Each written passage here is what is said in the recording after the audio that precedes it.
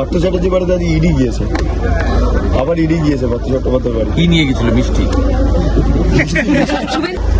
না না, এগুলো মোটর ড্রামা তো। এবারে তো আপনি একটা মাথায় ব্যান্ডেজ করে নিয়ে কলকাতায় যান না। আমি একটা আপনাকে লাগিয়ে দিচ্ছি, এখানে একটু আলতা লাগিয়ে দিচ্ছি, গোটা মাথা বেঁধে দাও যে নন্দীগ্রামে মেরেছে। আপনি বলে যান, আপনাকে বেশ খানিকক্ষণ দেখাবে টিভিতে। যারা সারা বছর ভালো করে পড়াশোনা করে না, তাদের পরীক্ষার সময় পড়তে হয় না। আমি সারা বছর পড়াশোনা করি, সারা বছর লোকের সঙ্গে সম্পর্ক রাখি যতটা পারি। মানুষ আমাকে ছাড়বে কেন? আমার তো পথ সঠিক মানুষ জানে, আর মানুষের সেন্টিমেন্টকে মর্যাদা দিয়ে আমি চলি। একটা বিষয় যে এই যে ঘোষণা করা হয়েছে গতকালকে, আমরা ইস্তেহার পত্র বা যেটাকে সংকল্প পত্র বলা হচ্ছে, সেখানে খুব ইম্পর্টেন্ট ভাবে যদি হিসেব করা যায়, প্রতি পরিবার 20,000 টাকা করে প্যাকেজ পাচ্ছে। এখন যা পাচ্ছে পরিবারগুলো তার ডবল হবে, এটুকু আমি দেখেছি।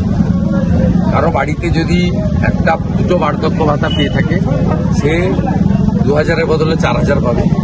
কারোর বাড়িতে যদি শিক্ষিত বেকার যুবক যুবতী দুজন থেকে থাকে 3,000 পায়, সে 6,000 পাবে।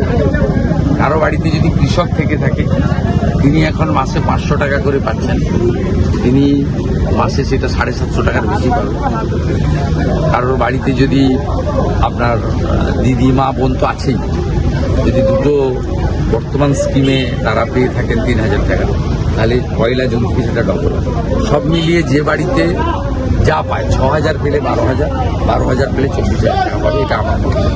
মানে এতে তো তার সাথে সাথে কর্মসংস্থান, শিল্পায়ন, এবং কেন আপনাদের সাংবাদিক প্রশ্ন করেছিল, অমিত শাহজি পরিষ্কার বলেছেন যে গর্তটা এখানে করে দিয়ে গেছেন, গর্তটা যতক্ষণ না মেরামত হচ্ছে ততক্ষণ সরকারকে সাহায্য দিতেই হবে।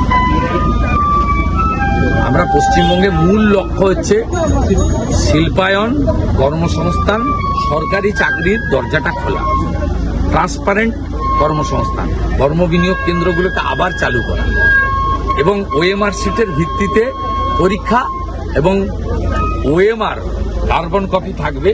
আপনি একটা খাতাতে যা লিখবেন একটা কপি বাড়িয়ে নিয়ে আসবেন, যাতে 72টাকে 32 করতে না পারে পার্থ চ্যাটার্জি যা করেছে, সেটা যাতে আর কেউ করতে না পারে। পার্থ চ্যাটার্জি বাড়িতে আজ ইডি গিয়েছে, আবার ইডি গিয়েছে পার্থ চট্টোপাধ্যায় বাড়ি। কি নিয়ে গেছিল? মিষ্টি?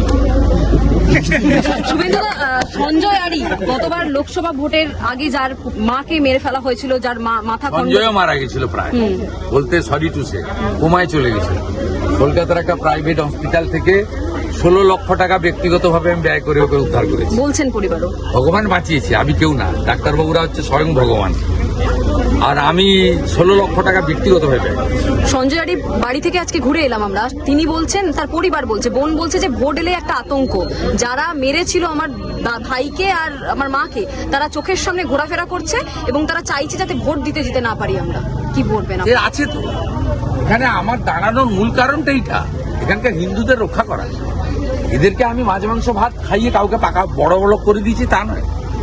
আমি এখান থেকে হাত তুলিয়ে নিলেই এই মৌলবাদী জেহাদি গোষ্ঠী আবার মোটরসাইকেল নিয়ে নামবে, আবার দেবব্রত মাইতি সতীবেলা আড়ি হবে, আবার রিনা হবে, আবার অপর্ণা হবে, আবার তেরোপাখিয়া বাজারে দোকান লুট হবে। এটা আমি করতে দেবো না, এই জন্যই আমি নন্দীগ্রামে দাঁড়িয়েছি। বলছি, গতবারের কথা মনে পড়ছে না, যেটা এতে হয়েছিল মমতা বন্দ্যোপাধ্যায়ের পা?